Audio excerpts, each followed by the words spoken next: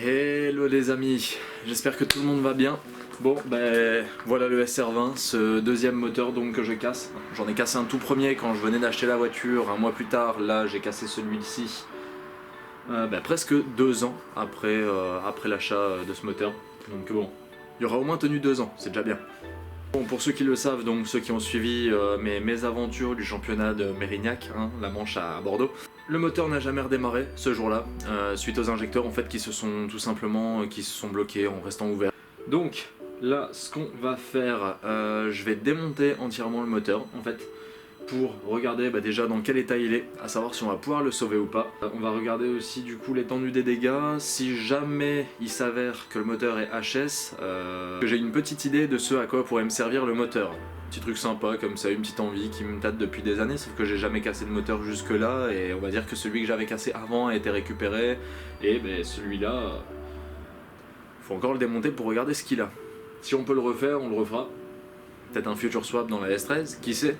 Bien que je ne pense pas que je vais m'en resservir. Parce qu'on pense qu'il y a possiblement de la limaille dedans. S'il y a de la limaille, c'est très mauvais signe. Ça peut être la segmentation, ça peut être les coussinets, ça peut être le vilebrequin, ça peut être des paliers, enfin ça peut être plein de choses. Et il se trouve que c'est le cas, et en plus de ça, il se peut aussi que j'ai des bielles de plier, donc enfin voilà. Donc on va voir ça ensemble. Je voulais vous remercier parce que vous êtes de plus en plus nombreux à suivre. Alors pour ceux qui ne le sont toujours pas, abonnez-vous, n'hésitez surtout pas.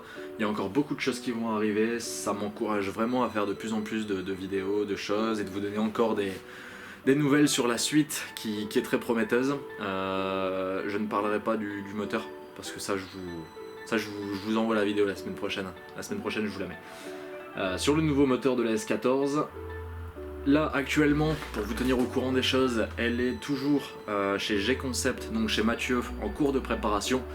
Il y a déjà attaqué les grands travaux, découpé le tunnel de boîte, positionné le nouveau moteur justement avec la boîte, tout ce qui s'ensuit. Donc ouais, ça fait plaisir parce que là on est à l'heure actuelle des choses. Au moment où je vous parle, on est début mars, donc les vidéos qui vont venir après étaient avant celle-ci forcément. Là je reviens là-dessus sur le moteur parce que bon, je l'ai récupéré que maintenant en allant justement le récupérer à Bordeaux, en allant déposer le nouveau moteur là-bas. Donc c'est pour ça que je fais la vidéo que maintenant sur le SR20, et je me dis dans la logique des choses, autant faire venir la découverte des pannes et qu'est-ce qui s'est passé sur ce moteur après la casse de Bordeaux directement en fait. Donc on va démonter le moteur, on va regarder ce qu'il y a. La semaine prochaine, il y a des chances pour que vous ayez la vidéo donc du nouveau moteur que j'ai acheté. D'abord on s'occupe de celui-là. C'est parti!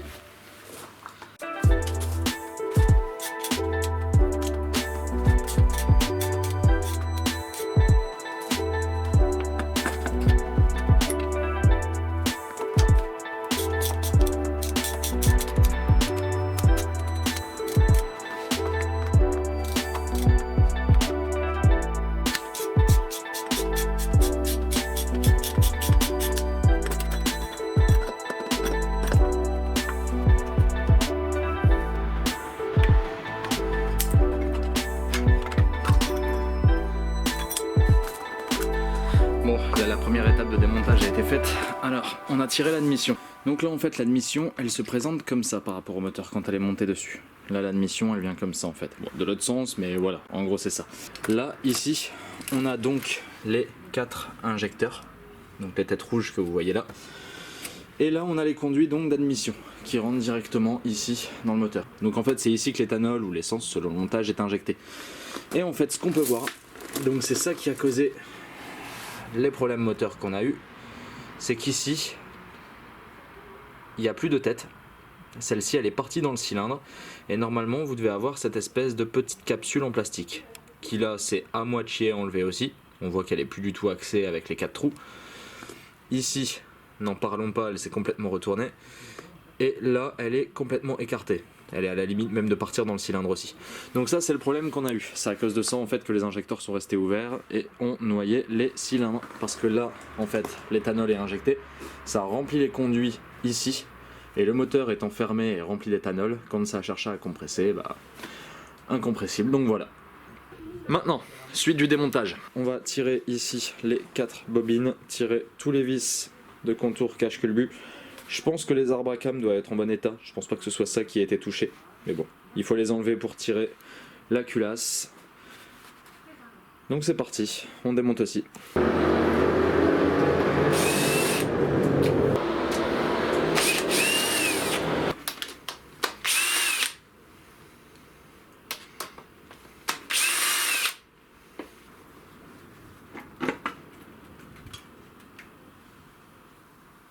Bon, là au niveau des cams, forcément, je m'en doutais, pas grand chose à signaler. Elles sont toutes belles. Le super finish les fait vraiment doux dessus et toujours constant et toujours là. Il n'y a pas forcément de marquage, à part peut-être un petit peu celui-là par rapport aux autres qui sont vraiment lisses et parfaits. Mais bon, non, dans l'ensemble, très propre. Au niveau des cams, en tout cas, il n'y a pas forcément de quoi s'inquiéter à première vue. Donc là, déjà ce qui est bien sur ce moteur aussi, même si c'est pas aussi précis, vous allez voir que sur le moteur que j'ai acheté, qui est beaucoup plus simple à ce niveau-là, là c'est numéroté de 4 à 2 et pareil de ce côté-là, et on a cette petite flèche ici qui nous indique en fait de quel motet du moteur ça doit se tenir. Donc supposons que ça c'est le moteur, là on se trouve à gauche du moteur vers l'avant, et là supposons que ce soit le moteur, on se trouve à droite vers l'avant. Donc c'est à dire que si on se met comme ça, on sait que là c'est le côté droit et on sait que là c'est le côté gauche quoi, par rapport aux flèches. Donc c'est pas trop mal, même s'ils auraient pu faire un truc peut-être un peu plus clair quand même. Donc déjà avant de faire quoi que ce soit niveau cam, le premier truc qu'on va faire c'est qu'on va s'occuper de la distri, du moins en partie pour l'instant. On va tirer le CAS déjà en premier, ensuite on va retirer cette pièce ici qui à mon avis est la valve qui permet justement de maintenir le tendeur, je pense par pression d'huile, je crois qu'il y a une histoire comme ça. Certains le sauront certainement mieux que moi, et on va ensuite pouvoir du coup voir pour tirer les cams et la distribution.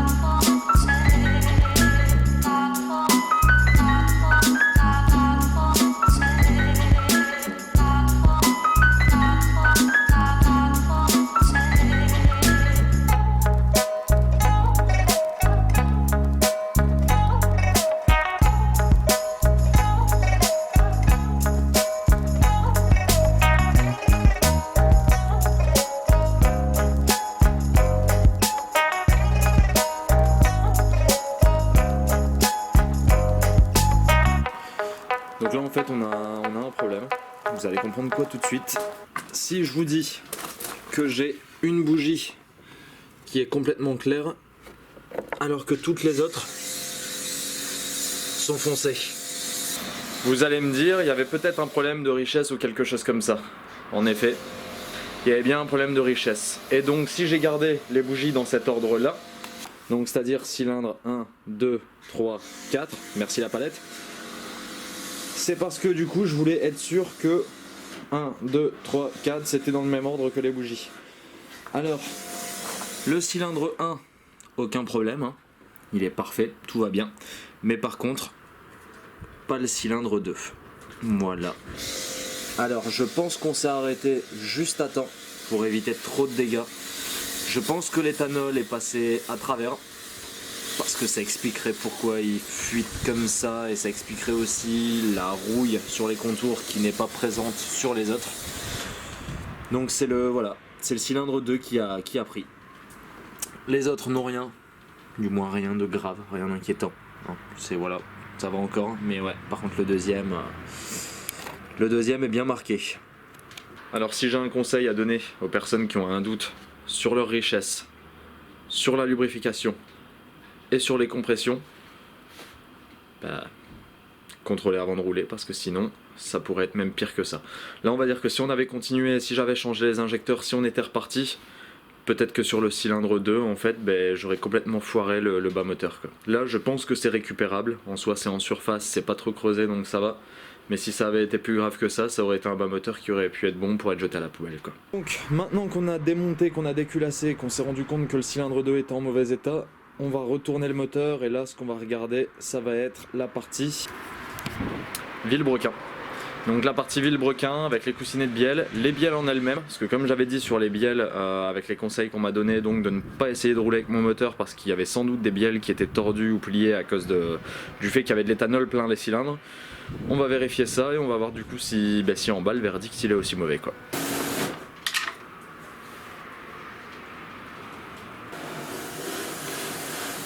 Alors là c'est pas une mauvaise nouvelle, il n'y a pas beaucoup de limaille sur le bouchon aimanté. Ça m'étonne quand même mais bon d'un côté tant mieux, c'est pas plus mal.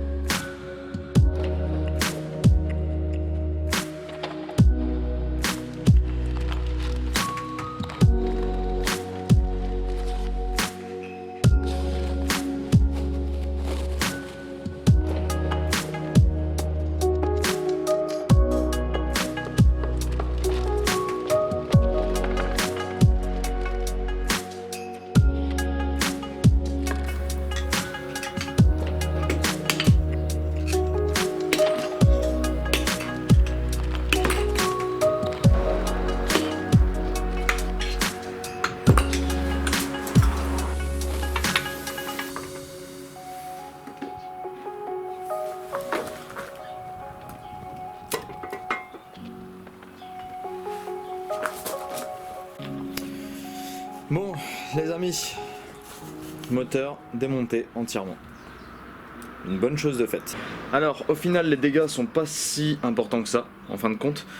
En fait tout ce qu'on a donc qui est détérioré c'est ici. Donc c'est ce qui a lâché de toute façon. En fait c'est les segmentations.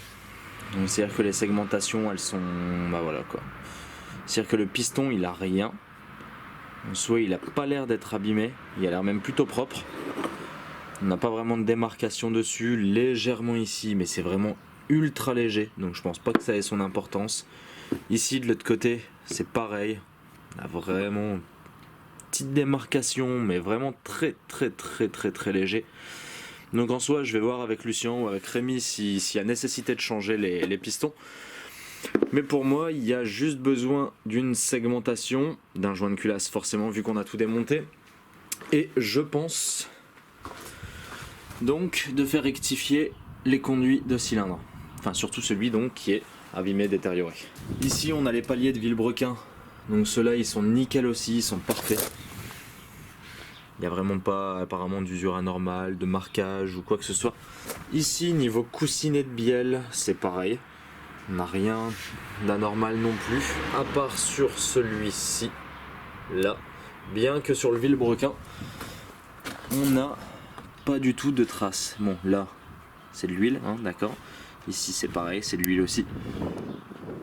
Mais sinon tout est parfait, on a vraiment pas de problème au niveau des cotes du vilebrequin, aussi bien vilebrequin, arbre à cames, coussinet de bielle, tout ce qui s'ensuit, tout est bon. Il y a juste le cylindre numéro 2 en fait qui, à mon avis, à cause de la richesse, a dû prendre un coup. Donc ça c'est ce qui est sûrement dû forcément au problème d'injecteur. Voilà. Donc les gars, je pense que c'est tout pour aujourd'hui, pour cette vidéo. Donc vous savez maintenant pourquoi le SR20 donc, ne fonctionnait pas, ne démarrait pas. En soi il démarrait pas à cause des injecteurs, hein. Il démarrait, enfin je veux dire, le fait que la segmentation soit abîmée, ça l'aurait pas empêché de démarrer. Mais à terme, ça aurait pu entraîner des dégâts plus gros, le piston aurait pu fondre, littéralement. Comme des photos peuvent le montrer par exemple comme ça. Mais là ouais, là on a de la chance. Le moteur n'a rien de spécial. Je pense que tout ce que je vais faire, c'est racheter une segmentation, voir si c'est possible ou non, donc de rectifier la partie bas moteur. Si c'est possible de la faire rectifier et qu'il y a de la segmentation en code réparation, c'est top. Si jamais c'est pas le cas, on a un bas moteur qui est HS. Là, ça serait la loose. Donc voilà. J'espère que ça va vous plaire parce qu'on va faire comme celui-ci. Il y aura du démontage, il y aura des vérifs, il y aura des choses. Un petit peu comme ça. Bon. Du coup celui-là c'était pas mon premier, mais je préviens, je suis pas mécanicien du tout. Donc il y a peut-être des personnes qui vont me dire tiens ça t'aurais pas dû le faire comme ça t'as utilisé tel outil, t'as tapé dessus, fallait pas taper dessus. Bon, c'est possible. Je m'en excuse hein, d'ailleurs. Je suis pas un exemple pour tout le monde, je fais aussi mes erreurs. Mais voilà, je pense qu'il faut oser aussi, parce que bon au final c'est pas si compliqué que ça quand on en a fait un. À la limite ce qui est peut-être un peu plus délicat c'est le remontage, parce qu'il y a peut-être des choses à respecter, des choses à ne pas, voilà. Surtout ce qui est important je pense, c'est de retenir surtout et de mémoriser et de marquer tout ce qui est distribution, la position des coussinets, tout ce qui s'ensuit, et que chaque chapeau de bielle corresponde avec sa bielle. Voilà, c'est tous ces ordres là je pense qu'il faut surtout respecter et surtout faire gaffe. J'espère que ça vous aura plu, on se retrouve très bientôt pour la suite et pour vous montrer le moteur. Attention, ça va arriver fort. Les gars, à la prochaine.